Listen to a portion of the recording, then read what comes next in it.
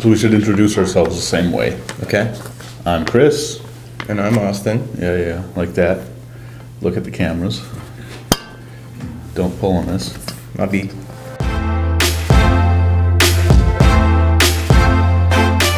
Obviously, we make a lot of videos, and a lot of people write a lot of questions and comments. So today, we wrote some of them down, and we're going to answer some of your questions.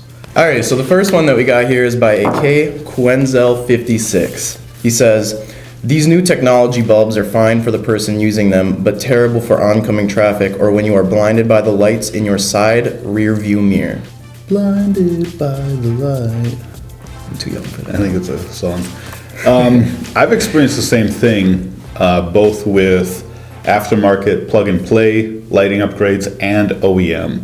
If a truck is lifted and they haven't readjusted their headlights, here's what's happening. If you have an aftermarket light bulb replacement and it doesn't focus the light correctly, instead of having all your light in one spot, it becomes unfocused and the beam pattern gets much bigger. And at distance, it creates a massive amount of what we call glare, and the effect is called dazzling. And that's why we do all the testing that we do. We get as many different headlight housings with as many different light bulbs, and we figure out which ones mimic the OEM or the original beam pattern the best. It's our goal that we can find the light bulb that works for your car or truck without blinding people. But I think something that's happening, I've been to these conferences at different places about automotive lighting, and the technology is so new that there's still a lot of work to be done with regulation and aiming and different technology to reduce the glare and the dazzling effect that these headlights have, even from the factory. So we are kind of like a funny evolutionary stage right now where we're going from one technology to the other, and I think that eventually this won't even be an issue. But it is what it is where we're at right now. Justice Nass says, this video was extremely enlightening. All right. Light. Sorry. That was the only funny one in the whole thing. Alright, so this next one is by Daddy D84. He says, it's like this. If you have projector headlights, you need HIDs. If you have a reflective housing, use LED. Boom. Please, don't use HID kits with reflective housings. Did he say boom? He said boom. Nice. And please. Boom, please. So what's he saying? He's saying with projector headlights, just use HID. A lot of people will argue that a halogen projector headlight is not suitable for anything except a halogen light bulb. So there's an argument to be had there. If you have a reflective housing, use LED. We've tested hundreds of LED headlights in different reflective housings, and they create massive amounts of glare more often than not. Boom. You missed the mark for that explosion, sir. Don't use HID kits with reflective housing. That one is, a little bit more cut and dry. Most HID kits create more glare than the best LED, but HID is brightest, so people want that. Really, the best option is a projector retrofit. Projector retrofit is where you have your stock housing or some aftermarket housing and you take it apart and you put an aftermarket projector style lens in there to, get better light output, better beam pattern, things like that. You can also add fun things like halos or LED strips, accents and things like that. How do you get the headlight apart? You gotta bake it. Like a sheet of cookies. You throw your headlight in the oven, you loosen up the glue, and the lens comes right off, and you can install a projector inside. It's a lot of work, and it's also not DOT approved, but it does create the most focused beam pattern that's brighter than stock. How many projector retrofits do you think we have performed at our shop?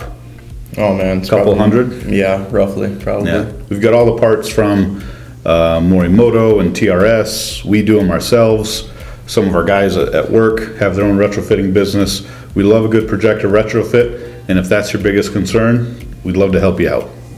Casual Trips says, LEDs don't give off enough heat to melt snow off of headlights, but I live in Florida, and my LED headlights are brighter than anything on the road. And then BSMB091011B replied to Casual Trips by saying, LEDs give off tons of heat, hence the massive heat sinks connected to their base. He's right. They're both right. The original halogen bulb creates a ton of heat on the front of the light bulb. The LED bulb creates a ton of heat on the back of the light bulb. If the LED didn't have a heat sink, all that heat would stay at the front like a halogen. But they got to cool the light bulb down so that the chips don't fail. So, yes, in essence, in a useful sense of the idea, LED bulbs create less heat to the lens of the headlight than halogen. We live in northern Minnesota. We're about 2 hours south of Canada. And we've all used LED headlights, whether it's replacement housings or bulb upgrades, and for years. And I've never experienced this to be an issue. Theoretically, yeah, they create less heat, but have you ever been in a situation where your LED headlights have caused a problem in the snow? Like, we get more snow than summer up here, so we should know. Unfortunately. But no, I have not even run into a single issue like that at all. I think it's something that people are scared about, but never actually comes into reality. And then there's other options, like JW Speaker has the heated lens LED headlight housing replacements. And that's for like over-the-road trucking or snow plows, things like that, where they're driving actively in the blizzard. Yep. But I mean, generally speaking, if it's that bad, we just don't drive. All right, so this next one is by a Chip Lawrence. He says, what would the best choice for better lighting be in a 5 3/4 inch round conversion housing? What do you think? Well, first of all, a lot of people call the 5 3/4 round also a 6-inch round. It's when you have an H5001 seal beam headlight.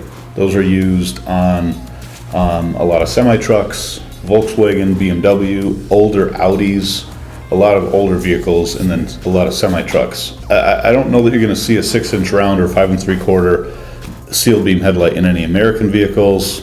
Motorcycles. Yep, sure, I guess that's true, motorcycles. So I think a big part of it depends on your application. Motorcycle, you're going to see more need for potential adaptive lighting, or maybe you need more foreground lighting, where an over-the-road trucker, he's going to need distance because you want to reduce eye fatigue. And then if you are driving up in Alaska or Canada with a 5 3/4, maybe you need something that has a heated lens, and then your options are really limited. The big one's JW Speaker. We don't sell any lights that look like JW Speaker. They're the best. They're in Wisconsin. It's American made. They were second to market in the world, and they have surpassed the first to market. That was Truck Light in terms of quality and performance. And there's all these Chinese companies copying JW Speaker, and they suck. The distance isn't there. The width isn't there. The color's weird. JW Speaker, no matter what. That's really the best option. This one is by Mandel Hosea. He says, I like HIDs because you have more color choices to choose from. What colors do LEDs have besides 5000K? I mean, it all really depends on the LED chip being used too, because the chips themselves have different, color temperatures ranging from, 45K to 65K. A little bit warmer of an LED. Well, you also see some of the new ones that come out where they're two colors. Yeah. And when you cycle the power, you turn them off and on again, and it goes from white to yellow. Yep. And then I saw another guy on YouTube was reviewing one where if you turned it off a third time, it would combine the two colors and you'd have a warm white. So you had yellow, warm white, and then cool white. Whenever we sell LED headlights or we review it, it's really interesting to see the different variations in the colors too. You'll have 5 different companies that will all call their lights 6000K, but some are more like 6700 and some are more like 5500, but it's kind of like a generic cool white term to call things 6000K. But I think you're going to find it's pretty easy to find an LED headlight bulb in a warm white and a cool white and then amber. Yep.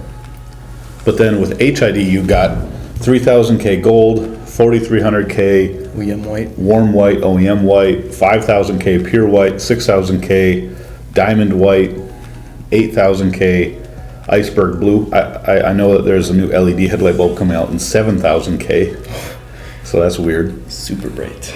And then 10,000K deep blue, and then 12,000K purple. how many of those colors are even necessary? So if you take it down to like the bare realistic needs, you got gold for fog lights, 4300K for OEM look, 5 and 6K for a more pure or cool white. Optimal light output. Yeah, so you got like 4 colors, and in today's day, LEDs have 3.